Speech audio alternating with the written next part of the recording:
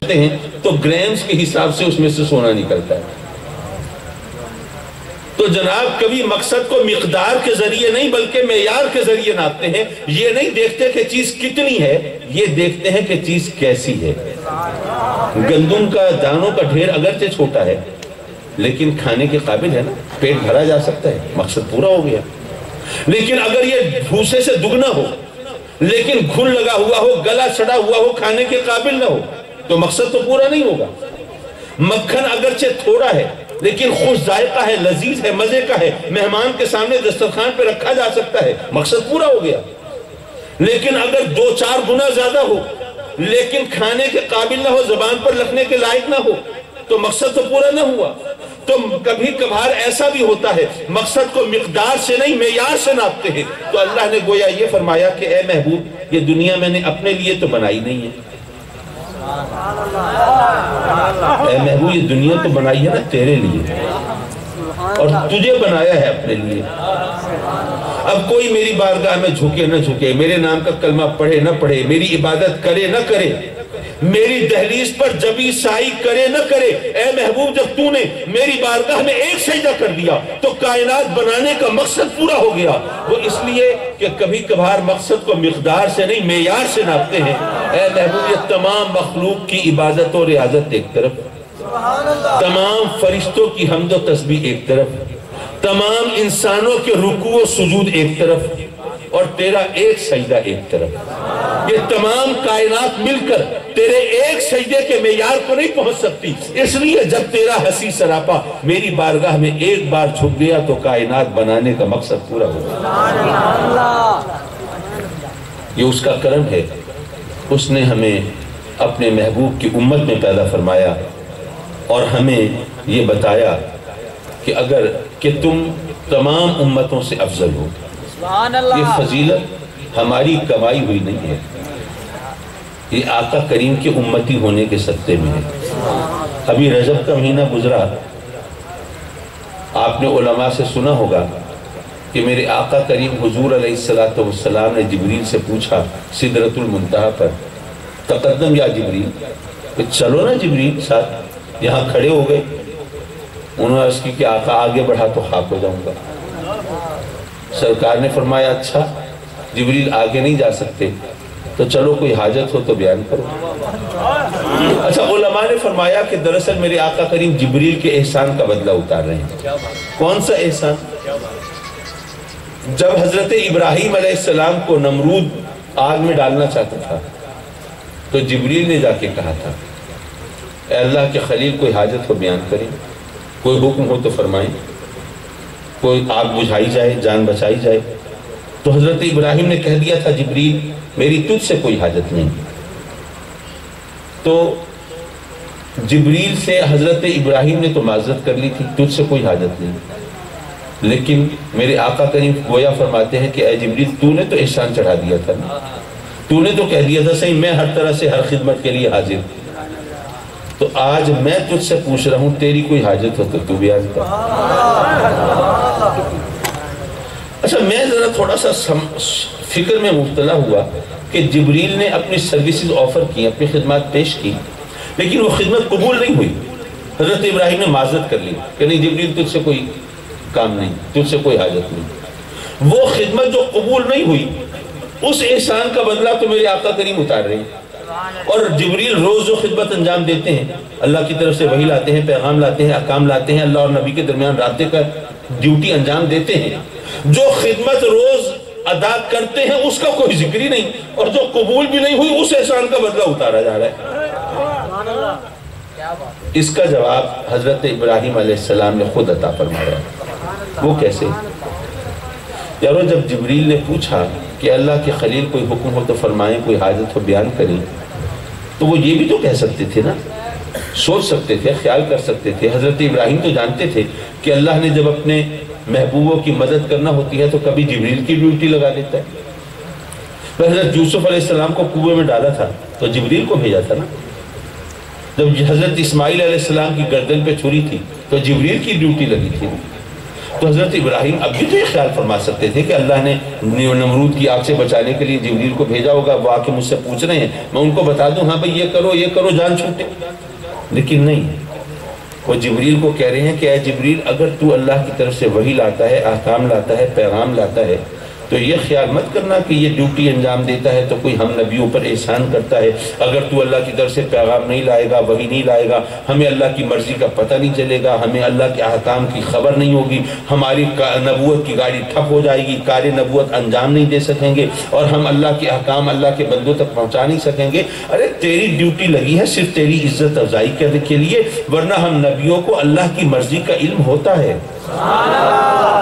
اگر تجھے اس وقت اللہ نے بھیجا ہوتا تو ابراہیم کون تھا انکار کرنے والا؟ لیکن مجھے پتا ہے اس وقت تجھے اللہ کی مرضی سے نہیں آیا، اپنی مرضی سے آیا ہے۔ جب اپنی مرضی سے آیا ہے تو ابراہیم کی تجھ سے کوئی حاجت نہیں ہے۔ میرے آقا کریم پوچھتے ہیں جبریل سے، جبریل کوئی حاجت تو بیان کرتا، جبریل نے کیا کہا؟ کیا یہ کہا کہ سرکار آپ بھی کمال کرتے ہیں، آج اتفاقاً یہاں آ گئے تو مجھ سے پوچھ رہے ہیں کوئی حاجت تو بیان کرے، میں تو روز یہاں سے آتا جاتا ہوں؟ کیا یہ کہا؟ نہیں۔ اچھا کیا یہ کہا کہ سرکار آپ مجھ سے حاجت پوچھ رہے ہیں، اب میں کیا حاجت بیان کروں؟ میں کوئی بیمار شیمار تو رہتا نہیں کہ صحت کے لیے دعا کی درخواست کروں، مجھے کوئی زمین کی الاٹمنٹ بھی نہیں چاہیے کوئی فائل بنا کے سبمٹ کروں، مجھے کوئی الیکشن میں کامیابی کا ہوقع بھی نہیں ہے کہ اس کے لیے کوئی پلاننگ کروں۔ آقا مجھے کیا چاہیے؟ اللہ نے مجھے فرشتوں کا سردار بنایا ہے، نوری مخلوق کا امام بنایا ہے، بیت المعمور کا خطیب بنایا ہے، مجھے کیا چاہیے؟ یہ نہیں کہا۔ عرض کی آقا میری ایک حاجت ہے، حاجت یہ ہے کہ کل جب قیامت کا دن ہو، محشر برپا ہو، نفسی نفسی کا عالم ہو، اور ہر ایک کو پل صراط سے گزرنا ہو، تو آقا جب آپ کی امت پل صراط سے گزرنے لگے تو مجھے اللہ سے اجازت دلوا دیجئے کہ میں پل پہ اپنے پر بچھا دوں کہ آپ کی امت آرام سے گزر سکے۔ یارو میں پھر تھوڑی پریشانی کا شکار ہوا، مولا یہ عجیب ماجرا ہے، یہ جبریل کہہ رہے ہیں کہ میری حاجت ہے، اب جبریل اپنی حاجت اسے کیسے کہہ سکتے ہیں؟ مولا انہوں نے تکلفاً کہہ دیا ہوگا، ورنہ کوئی حاجت پوری ہو رہی ہے تو ہماری، کوئی مشکل آسان ہو رہی ہے تو ہماری، کوئی مسئلہ حل ہو رہا ہے تو ہمارا۔ آقا کریم نے پوچھا جبریل سے، جبریل کوئی حاجت ہو بیان کر، اگر جبریل کہہ دیتے سرکار میری کوئی حاجت نہیں تو یہ بڑی بے نیازی والی بات ہو جاتی، تو چونکہ جبریل کو نیاز مندی کرنی تھی اس لیے انہوں نے جی سے جوڑ کے ویسے ہی گھڑ کے اپنی حاجت بنا کے پیش کر دیا، ورنہ جبریل کی تو کوئی حاجت پوری نہیں ہو رہی، حاجت تو ہماری پوری ہو رہی ہے۔ مسکرا کر یوں نہ اپنی رہ گزر سے دیکھیے، میری منزل کو جدھر میں ہوں ادھر سے دیکھیے۔ اور اس غزل کا جو مطلب ہے کہ میر کا دیوان غالب کی نظر سے دیکھیے، میری بربادی کو چشم معتبر سے دیکھیے۔ خیر وہ اجمل ملک صاحب کو دیکھیے اور خربوزے کو دیکھ کے خربوزہ پکڑتا ہے، اس لیے وہ یہ سوجنے لگا شعر۔ حضرات مکرم میں عرض کروں گا بات کو کسی اور زاویے سے دیکھیے۔ بات یہ ہے میرے آقا کریم نے پوچھا جبریل کوئی حاجت ہو بیان کر، جبریل نے گویا یہ کہا کہ آقا مجھے صحت تو نہیں چاہیے، دولت بھی نہیں چاہیے، شہرت بھی نہیں چاہیے، حکومت بھی نہیں چاہیے، لیکن آقا رب کو راضی کرنا یہ تو میری بھی حاجت ہے نا، رب کی رضا تو مجھے بھی چاہیے۔ میں فرشتوں کا سردار صحیح، نوری مخلوق کا امام صحیح، لیکن رب کی رضا میری بھی حاجت ہے، میں اس سے بے نیاز تو نہیں ہوں۔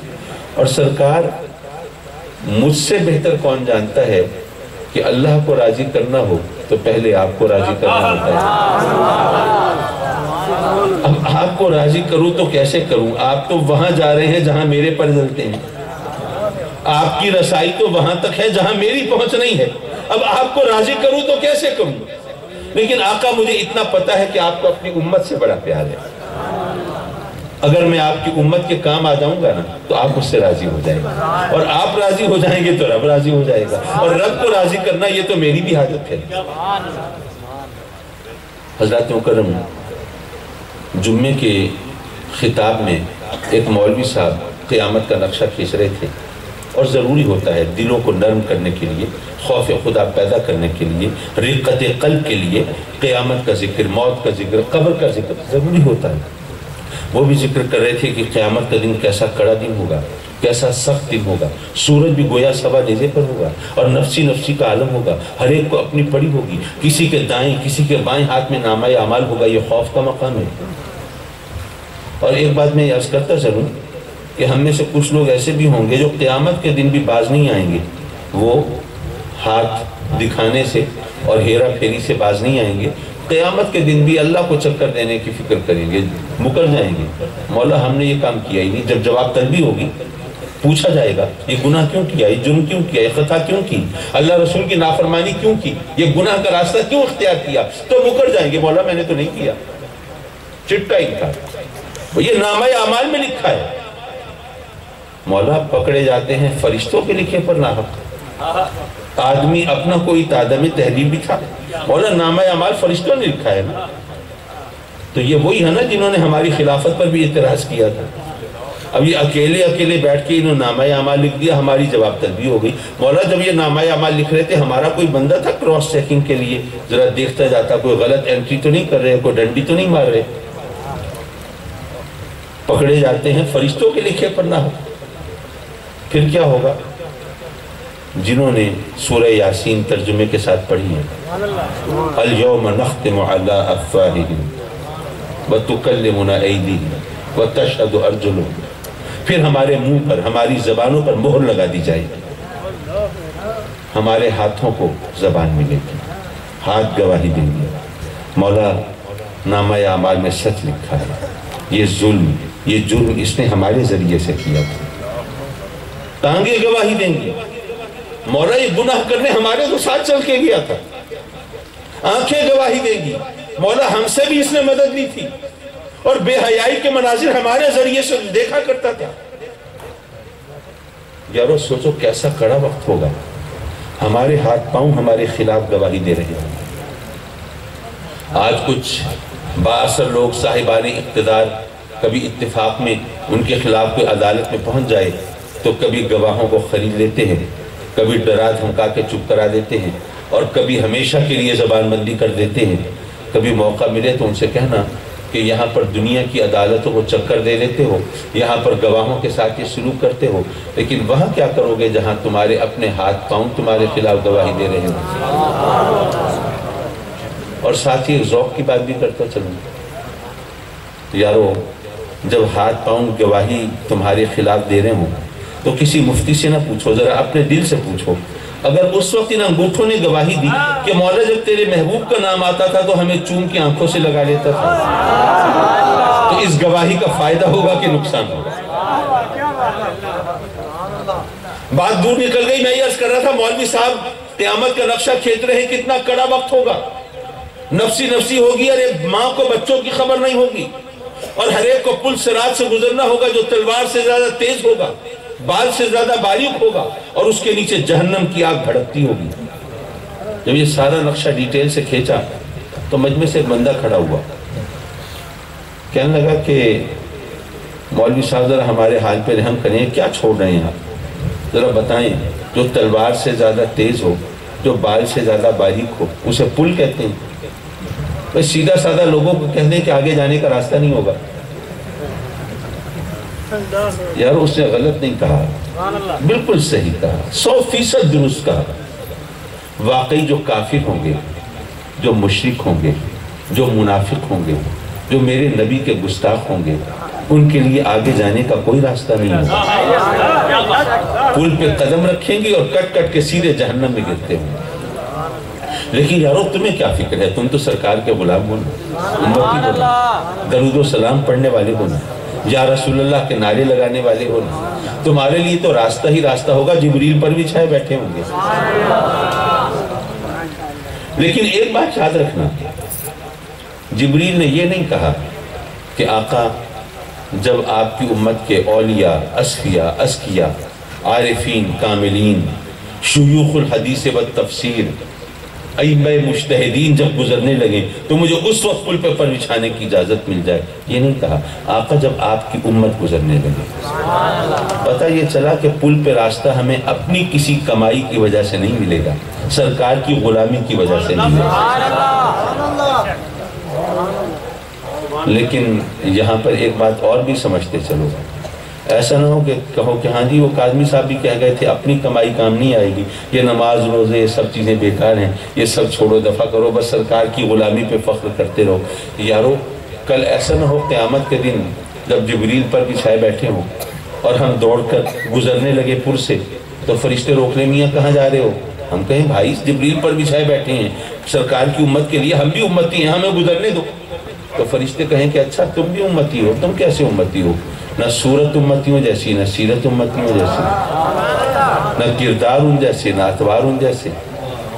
یارو ہو سکتا ہے ہماری زندگی گزارنے کے انداز کی وجہ سے وہاں پر فرشتے ہم سے کوئی دلیل کوئی ثبوت مانگنے لگیں، تو اس وقت کہاں سے لائیں گے؟ آج ہی ڈھونڈ لینا کل کام آئے گا۔ یارو اگر امتی ہونے کا دعویٰ ہے، سرکار سے محبت کا دعویٰ ہے، بے شک مجھے یقین ہے کہ اصل چیز سرکار سے محبت ہے۔ یہ میں اپنی طرف سے نہیں کہتا، حدیث کی روشنی میں کہتا ہوں۔ جب ایک اعرابی، ایک بدو، ایک دیہاتی، ایک دہقان آتا ہے آقا کریم کی بارگاہ میں عرض کرتا ہے اے اللہ کے رسول بتائیے قیامت کب آئے گی؟ آقا کریم فرماتے ہیں قیامت کے بارے میں پوچھتے ہو، یہ بتاؤ قیامت کے لیے کچھ تیاری بھی کی ہے؟ کہتا ہے جی میں تو نیا مسلمان ہوا ہوں، ابھی روزہ نماز عبادت ریاضت تو پلے نہیں ہے، لیکن مجھے اللہ اور اس کے رسول سے محبت بہت ہے۔ میرے آقا کریم نے یہ نہیں فرمایا کہ محبت کی راگ نے کیا لاپتے ہو، وہاں پہ یہ محبت کیا شہد لگا کے چاٹو گے؟ وہاں پہ اعمال کام آئیں گے، جاؤ نمازیں پڑھو روزے رکھو، یہ نہیں کہا، بلکہ وہ جواب عطا فرمایا کہ انس بن مالک جیسی ہستی کہتی ہے کہ مجھے زندگی میں کبھی اتنی خوشی نہیں ہوئی جتنی آقا کریم کا جواب سن کے ہوئی۔ کیا فرمایا کہ جب اللہ اور اس کے رسول سے محبت بہت ہے تو پھر آخرت کی فکر کیا ہے؟ المرء مع من احبہ، پھر جس کی محبت ہے پھر قیامت میں اسی کی رفاقت ہوگی، آخرت میں اسی کا ساتھ ہوگا۔ لیکن یارو مجھے یہ بتاؤ کہ آپ کوئی ایسا عمل کر سکتے ہیں، کوئی ایسی صلاۃ تسبیح، کوئی ایسا جناب روزہ، کوئی ایسی عبادت ریاضت، کوئی جہاد کا ایسا طریقہ کہ آپ سمجھیں کہ یہ میں نے اگر عمل کر لیا تو اس کے صلے میں جنت میں اس مقام پر پہنچ جاؤں گا جہاں آقا کریم جلوہ فگر ہوں گے؟ ایسا کوئی عمل آپ کے ذہن میں آتا ہے؟ نہیں آتا۔ یارو پتہ یہ چلا کہ اس مقام تک عمل کے سہارے نہیں پہنچ سکتے لیکن محبت کے سہارے پہنچ سکتے ہیں۔ سرکار سے محبت ہوگی تو اس مقام تک پہنچ جائیں گے، لیکن مسئلہ یہ ہے کہ ہم محبت کے مفہوم کو نہیں پہچانتے۔ محبت کسے کہتے ہیں؟ یہ بس نعرے لگا لینا محبت ہے، باتیں بنا لینا محبت ہے، یہ نعتیں سن کے جھوم لینا محبت ہے؟ یہ محبت کے کچھ تقاضے ہوتے ہیں۔ محبت کا اولین تقاضا یہ ہوتا ہے کہ کسی طرح محبوب راضی رہے۔ محبوب کو راضی کرنا یہ سب سے بڑا تقاضا ہوتا ہے۔ محبوب کی خوشی حاصل کرنا، محبوب کی ناراضگی سے بچنا، یہ سب سے اولین تقاضا ہوتا ہے۔ یارو یا رسول اللہ کے نعرے لگانے والوں، سرکار سے محبت کا دم بھرنے والوں، یہ بتاؤ کام کرتے ہوئے، کوئی عمل کرتے ہوئے یہ خیال دامنگیر ہوتا ہے یہ کام ضرور کرنا چاہیے، اس سے سرکار راضی ہوں گے، اور اس سے ضرور بچنا چاہیے ورنہ سرکار ناراض ہوں گے، یہ خیال بھی کرتے ہو؟ اگر نہیں کرتے تو خالی خلی دعوے ہیں، پھر صرف باتیں ہیں، پھر نعرے ہیں۔ یارو تم ان باتوں اور نعروں سے اللہ رسول کو تو معاذ اللہ بے وقوف نہیں بنا سکتے، پھر اپنے آپ کو بناتے ہو۔ تو اگر واقعی سرکار سے محبت کا دعویٰ ہے تو اس محبت کی کوئی دلیل بھی ہونی چاہیے، اس محبت کا بھرم بھی رکھنا چاہیے، سرکاروں کو راضی کرنے کی کوشش بھی کرنی چاہیے۔ ہمیں دنیا میں دیکھتے ہیں کہ جب کسی کو کسی سے محبت ہوتی ہے تو محبوب کی خاطر کبھی خاک چھان رہا ہوتا ہے، کبھی تاج و تخت کو ٹھکرا رہا ہوتا ہے، محبوب کے لیے نہ جانے کیا کیا پاپڑ بیلتا ہے۔ آپ بھی دیکھیے وہ نوجوان جو جوانی اور بچپن کی سرحدوں پر آنکھ مچولی کھیل رہے ہوتے ہیں، جب کسی کے تیرے نگاہ ناز سے گھائل ہوتے ہیں، کسی کے گیسوؤں کے اسیر ہوتے ہیں، تو پھر محبت کا دم بھرنے لگتے ہیں، نیندیں اڑ جاتی ہیں، بھوک مر جاتی ہے، سرخیاں چہرے سے رخصت ہو جاتی ہیں، زردیاں ڈیرے ڈال لیتی ہیں۔ یارو بھوک اور نیند وہ ضرورتیں ہیں جن کو پورا کیے بغیر انسان زندہ نہیں رہ سکتا۔ یہ ادنا محبت، یہ حیوانی محبت، یہ نفسانی محبت، اس میں ہمیں نیند اور بھوک کی کمی محسوس نہیں ہوتی. اور سرکار سے محبت کرنے والے ذرا سی تکلیف آئے تو شکوے شکایتوں کے دفتر کھول کے بیٹھ جاتے ہیں. پتہ یہ چلا کہ ہم محبت کے نام پر دکانیں کھولی ہوئی ہیں. ہم نے حقیقتاً محبت کی کہ جوہر کو پہچاننے کی کوشش نہیں کی ہے. اس لیے سرکار، آپ نے کبھی سوچا، معاف کیجیے مجھے بہت تاخیر ہو گئی، مجھے بہت دور جانا ہے، رنگیار خان جا کے مجھے قیام کرنا ہے رات کا، لیکن یہ بات میں مکمل کرنا چاہوں گا. میری وہاں وعدہ ہے، وہ لوگ بیچارے آنکھیں بچھائے بیٹھے ہوں گے، اور اگر میں وہاں نہ پہنچا تو ان بیچاروں پہ جو گزرے گی وہ آپ سمجھ سکتے ہیں. تو حضرات مکرم، میں یہ عرض کر رہا تھا کہ حضور علیہ السلام سے محبت کی باتیں کرنا یہ بہت آسان ہے، لیکن محبت کی حقیقت اور جوہر اگر نہیں ہے تو پھر کچھ بھی نہیں ملے گا. وہ صرف باتیں ہی باتیں ہوں گی، اس کا کوئی ثمر ہمیں نہیں ملے گا. آپ نے کبھی سوچا کہ ہم سنت پر جو زور دیتے ہیں، ماشاءاللہ یہ اتاری صاحب بیٹھے ہیں، لوگوں کو بتاتے ہیں یہ آقا کریم کی سنت ہے. اگر کوئی کافر ہو، قرآن کا مطالعہ کرے، اسلام کا مطالعہ کرے، اسلام کے فلسفہ زندگی سے متاثر ہو اور سوچے کہ بھئی اسلام جو مسائل کا حل پیش کر رہا ہے وہ بہت پریکٹیکل ہے، بہت قابل عمل ہے، تو وہ اسلام قبول کر لے، اسلام کی صداقت اور سچائی سے متاثر ہو کے. اب اس نے اسلام قبول کر لیا، کلمہ پڑھ لیا، پانی پینے لگا کھڑے ہو کے. آپ نے کہا بیٹھ کے پیو. اس نے کہا کیوں بھائی، پانی پی رہا ہوں میں، کوئی شراب تو نہیں پی رہا، کوئی حرام چیز تو نہیں پی رہا. میں نے اسلام کے فلسفہ حلال و حرام کو قبول کر لیا، فلسفہ عبادت کو قبول کر لیا، فلسفہ زندگی کو قبول کر لیا، سوچنے کے انداز کو قبول کر لیا. لیکن اب میں پانی کھڑے ہو کے پیوں یا بیٹھ کے پیوں، پیاسی بجھانی ہے نا، اور پاک چیز سے بجھانی ہے. اب تم کہتے ہو بیٹھ کے پیو، یہ کیا مذاق ہے؟ آپ نے کہا نہیں، ہمارے نبی کریم نے بیٹھ کے پیا تھا، بیٹھ کے پیو. وہ کہ سرکار نے بیٹھ کے پیا تھا تو کوئی فرق نہیں پڑتا، میں کھڑے ہو کے پی لوں، اس سے کیا فرق پڑتا ہے؟ جوتا پہننے لگا، آپ نے کہا پہلے دایاں پاؤں پہنو. وہ حیران پریشان، بھائی دایاں کیوں پہنوں؟ میں اگر بایاں پہن لوں تو کیا فرق پڑتا ہے؟ اس سے اسلام کی تعلیمات پہ کیا حرف آتا ہے؟ تو حضرات مکرم، اگر کوئی یہ کہے گا تو آپ اس کو کہیں گے بھائی تم نے کلمہ تو پڑھ لیا لیکن تم اسلام کی روح سے واقف نہیں ہوئے. دراصل اسلام کچھ نہیں ہے، اسلام تو آقا کریم کی اداؤں کو اپنانے کا نام ہے. تو کیوں ہے اداؤں کو اپنانے کا نام؟ اسلام کے اندر تو ہر چیز کا ایک فلسفہ ہے نا، کیوں ہے؟ یارو وجہ یہ ہے کہ محبت کا تقاضا ہے کہ محبوب کی اداؤں سے پیار ہوتا ہے. تو اللہ تبارک و تعالیٰ نے ہمیں فرمایا کہ اے میرے بندو، ویسے تو تم جس طرح بھی تم عبادت ریاضت کرو، تم مجھ سے لو لگاؤ، میرا ذکر کرو، میرے نام کی مالا جپو، لیکن دن میں 5 مرتبہ تم نے اس طرح عبادت کرنی ہے جس طرح میرے محبوب نے کی ہے. نماز ہم پڑھتے ہیں، عربی میں پڑھتے ہیں. اب ہمیں تو عربی آتی نہیں. آپ جب آپ کے بزرگوں، والدین، استاد کا آپ پر کرم، آپ کو نماز یاد کروا دی، رٹی ہوئی ہے، لیکن جب پڑھ رہے ہوتے ہیں کچھ پتہ چلتا ہے کیا پڑھ رہے ہیں؟ نہیں پتہ چلتا. تو بھئی نماز تو رب کی بارگاہ میں حاضری ہے، تو کوئی بندہ کہے کہ بھئی حاضری ہے اور میں رب کی بارگاہ میں کچھ عرض کر رہا ہوں تو مجھے پتہ تو چلنا چاہیے میں کیا کہہ رہا ہوں. تو میں تو اپنی بولی میں نماز پڑھوں گا، کوئی بات نہیں، میں سرائکی میں پڑھ لوں گا، میں پنجابی میں پڑھ لوں گا، میں اردو میں پڑھ لوں گا. اگر کوئی اردو سرائکی میں نماز پڑھے ہو جائے گی. حالانکہ بات تو بڑی سیدھی سی ہے، بھائی مجھے اردو آتی ہے، مجھے سمجھ آتی ہے، میں اپنی زبان میں نماز پڑھوں تاکہ خشوع و خضوع سے پڑھوں، پتہ تو چلے کیا کہہ رہا ہوں. سرائکی میں پڑھوں، دل لگا کے پڑھوں، رب کی بارگاہ میں حال دل کہہ رہا ہوں تو پتہ تو چلے کیا کہہ رہا ہوں. لیکن نہیں، ہم کہتے ہیں کہ عربی میں پڑھو تبھی نماز ہوگی، ورنہ اگر کوئی اور لفظ بولا، کسی اور زبان کا ایک لفظ بولا، نماز ختم. کیوں؟ اللہ نے گویا یہ فرمایا کہ اے میرے بندو، ویسے تو تم ساری زندگی اپنی زبان میں تم مجھ سے مانگتے رہو گے، سوال کرتے رہو گے، حال دل کہتے رہو گے، لیکن دن میں 5 مرتبہ میرے محبوب کی بولی بولو. تمہیں سمجھ آئے نہ آئے، پلے پڑے نہ پڑے، ذہن میں اترے نہ اترے، لیکن بولی وہی بولو جو میرے محبوب کی بولی ہے، کیونکہ وہ میرا محبوب ہے. مجھے اس کی بولی سے محبت ہے، اس کی اداؤں سے محبت ہے. یارو جس سے محبت ہوتی ہے اس کی اداؤں سے پیار ہوتا ہے. تو اگر سرکار سے محبت ہے تو سرکار کی اداؤں کو اپناتے ہو، طور طریقوں کو اپناتے ہو، تعلیمات کو اپناتے ہو، راضی کرنے کی کوشش کرتے ہو، ناراضگی سے بچنے کی کوشش کرتے ہو. اگر نہیں کرتے تو پھر تو مذاق ہوا نا. اور اللہ رسول کے ساتھ تو مذاق نہیں کر سکتے، پھر اپنے آپ سے کرتے ہو۔ تقریر کر چکا ایک دوست سوال کر رہے ہیں، رمضان شریف آگے ہے، داڑھی کے بغیر حافظ جماعت کرا سکتا ہے یا نہیں؟ یعنی داڑھی منڈوانے والا حافظ جو ہے وہ جماعت کرا سکتا ہے یا نہیں؟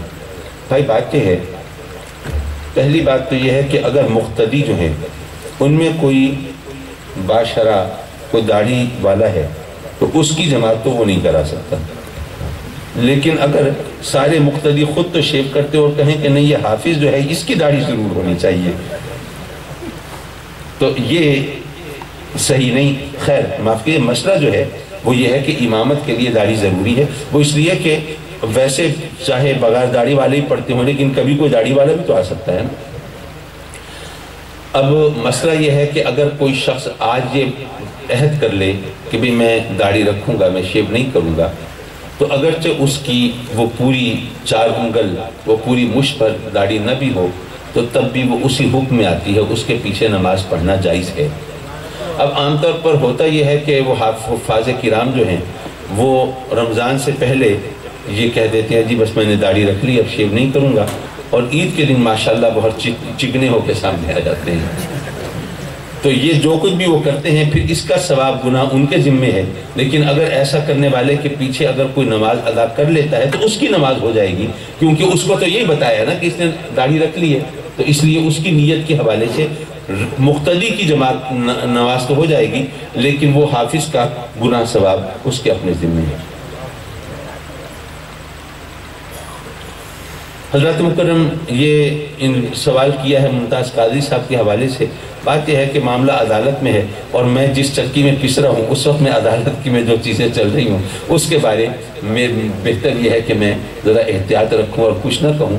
باقی ہم سب اللہ کے فضل و کرم سے عاشق رسول ہیں، اس کے بارے میں کچھ کہنے اور سمجھنے کی ضرورت نہیں ہے، اور لیکن میں نے پہلے بتایا کہ وہ عشق کے مراحل کیا ہیں اور اس کے تقاضے کیا ہیں۔ اللہ تبارک و تعالی ہماری حاضری کو مقبول و منظور فرمائے۔ وآخر دعوانا ان الحمدللہ۔